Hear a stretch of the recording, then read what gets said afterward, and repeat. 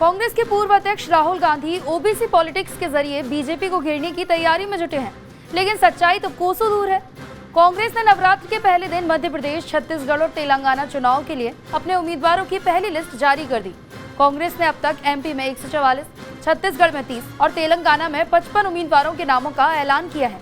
लेकिन बड़ी बात यह है कि कांग्रेस ने इन तीनों राज्यों में 50% ओबीसी उम्मीदवार भी नहीं उतारे। राहुल गांधी और कांग्रेस लगातार ओबीसी और जातीय जनगणना की बात उठा रहे हैं। संसद में जब महिला आरक्षण बिल पर चर्चा हो रही थी, तब राहुल गांधी ने ओबीसी आरक्षण का मुद्दा भी उठाया था। बावजूद इसके 3 राज्यों में जारी विधानसभा उम्मीदवारों की पहली सूची में कम से कम 50% ओबीसी को टिकट देना भी कांग्रेस के लिए संभव नहीं हो पाया। अब आपको बताते हैं कि आंकड़े क्या कहते हैं।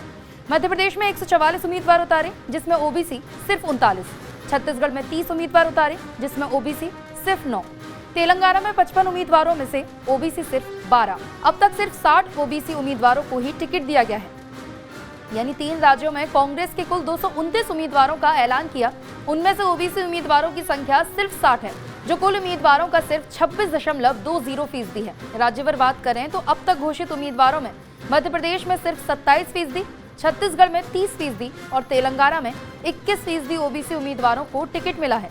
ओबीसी उम्मीदवारों को लेकर कांग्रेस का कहना है कि जातीय जनगणना के आंकड़े आने पर और कानून के तहत लेवल प्लेइंग फील्ड होने पर ही ये पूरी तरह से संभव है।